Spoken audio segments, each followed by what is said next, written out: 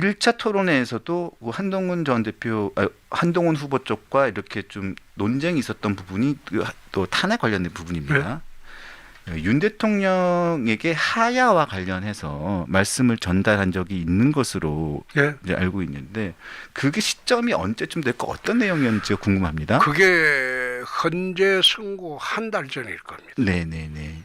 마지막 선고에서는 최후 진술하잖아요. 네네네. 그때 하야를 말씀드리는 게 좋겠다. 네. 이미 정치적 책임은 져야 하지 않겠나. 그래서 대통령직을 계속 수행하기는 어려울 것 같으니까 본인이 스스로 하야 계획을 헌재에서 마지막 진술로 하면 기각으로 갈 것이다. 네. 그러나 하야 계획을 이야기하지 않으면 어떻게 구속됐다 풀려난 대통령, 계엄까지 한 대통령을 계속 대통령하게 헌재에서 용납을 하겠느냐. 그래서 아마 최종 진술하기 한 달 전쯤 제가 헌재 마지막 최종 진술 때 하야 계획을 밝히는 게 좋겠다. 그런데 마지막 진술에 하야 계획은 안 밝히고 네. 임기에 연연하지 않게. 않는다. 그 말씀을 하니까 느낌이 좀 불명확하다. 네. 그래서 걱정을 좀 했습니다. 그 이후에는 한 번 더 구체적인 로드맵을 한 번 더 얘기를 해줬으면 좋겠다 이런 취지의 말씀을 더 전달하지는 않으셨고요. 안 했습니다. 이미 해보는데 헌재에서 그 정치적 판단을 그때 좀 해줬으면 하야 계획을 말씀을 해줬으면 탄핵이 안 될 수도 있었다. 난 그래 봅니다. 네.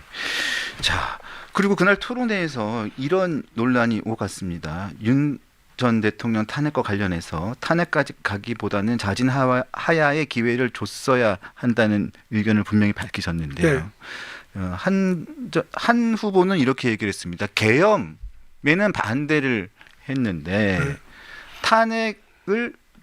탄핵에 대해서 반대를 했다면 결과적으로 계엄에는 찬성한다는 의미가 아니냐 이런 식으로 질문을 하셨잖아요. 그건 홍 후보님께. 법무부 장관 출신답지 않는 네. 그런 질문이죠. 그런 논리 비약이 어디 있습니까?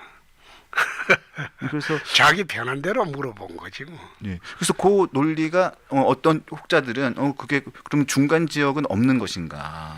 왜냐하면 그 당시에 상당수의 많은 의원들은 계엄에 반대한다고 해서 이게 바로 탄핵으로 가야 되는 것이냐를 두고 많은 논쟁이 있었지 그렇죠. 않았습니까? 국민의힘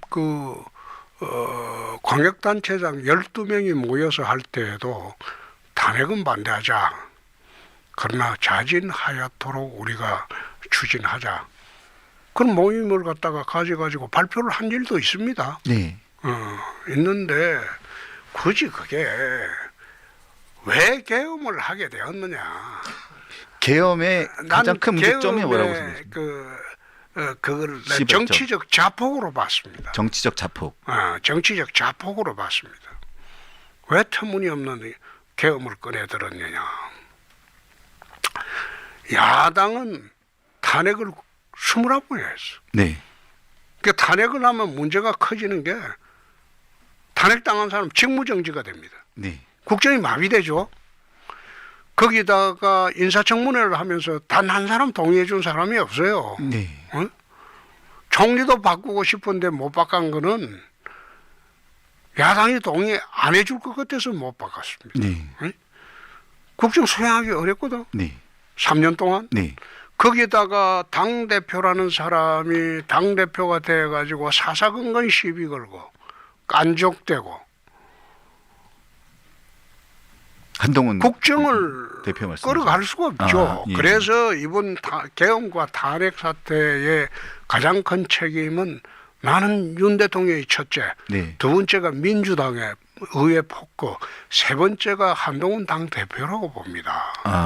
네. 그래서 그게 지금 복합적인 성소효과로 얽혀가지고 현재 대한민국 혼란이 온 겁니다. 한 대표가 그때가 아니면 계엄 당시에 당신이 대표였다면 어떻게 했을 것 같냐? 그렇게 질문을 그 질문을 했을 그래서, 때 내가 예, 예. 너 때는 내가 대구시장이었다. 그 답변을 했는데 만약 제가 당대표를 했다면 네. 대통령과 충돌도 없고 탄핵도 없고 계엄도 없습니다. 그건 당연한 겁니다. 여당 대표는 어떤 일로도 대통령과 충돌해서는 안 됩니다. 네. 설득도 하고 그 다음에 말씀도 드리고 이래가지고 정치 방향을 끌고 갔어야죠. 그렇게 하지 않고 사상권 충돌을 하니까 대통령이 이제 더 이상 탈출구가 없다고 보고 정치적 자폭을 한 겁니다. 나는 그래 봤어요. 그래서 만약 그때 제가 지방에 안 있고 중앙정치에 다시 올라왔고 당을 맡았다면 계엄도 없고 탄핵도 없고 정치적 혼란도 없습니다. 또 하나 여쭤보고 싶은 거는 일단은 그 당시에 계엄이 있었고 그러고 난 다음에 맨 처음에는 탄핵으로 이어지기 전에 그 사이에 2주 정도가 있었습니다. 네. 그 사이에 질서 있는 퇴진이라는 얘기가 잠깐 나왔던 적이 있었죠. 네. 근데 그러다가 한동훈 전 대표가 그 당시에 갑자기 어느 사안이 지난 이후에 내란을 자백했다고 하면서 당시 윤 대통령의 그 담화 이후에 내란을 자백했다고 얘기하면서 탄핵 당론을 밀어붙이자고 얘기했었습니다. 그 내용을 본인 책에서 뭐라고 밝혔냐면 대통령 인사들한테 쭉 들어보니까 임기라든가 하야라든가 자기에 대한 뭐 당의 임기를 모든 걸 맡기겠다는 이 얘기가 아니었고 진정성이 없었다라는 것을 대통령실로부터 그 내용을 전해 듣고 난 다음에 도저히 이건 있을 수가 없겠다. 기다려서는 안 되겠다라고 해서 바로 탄핵으로 갔다는 거거든요. 이 부분에 대해서는 어떻게 생각하십니까? 여당 대표라면 야당하고 협잡을 해서 탄핵은 해서는 안 되겠죠. 질서 있는 퇴진을 당의 이름으로 요청을 하고 설득을 하고 그게 여당 대표의 역할이죠. 그걸 갖다가 본회의장에서 이재명 민주당 대표하고 악수하고 같이 탄핵을 밀어붙인 게 그 여당 대표의 역할은 아닙니다. 민주당과 우리 당이 다른 게 그거 있어요. 네. 민주당은 절대 그렇게 하지 않습니다. 자기 진영의 대통령이 잘못했다 손치더라도 대통령 방어에 전력 투구를 합니다. 우리 당은 그렇지 않았거든요. 네. 박근혜 때도 그랬고 이번에도 그랬고. 왜 그런 줄 아십니까? 당의 풍토입니다. 민주당은 밑바닥에서 올라간 사람들이 당 지도부가 되고 그렇죠. 국회의원이 되고 예. 그리고 대선 후보가 됩니다. 네. 우리 당은 총선 때도 그렇고 지방선거 때도 그렇고 외부에서 셀럽을 데리고 와가지고 한번 써먹고 버리고 또 쓸만하면 계속 써리고 이러니까 당에서 결속력이 없어요. 네, 네. 박근혜 탄핵 때도 의원들이 치살기 바빴어요. 이번에는 달랐죠.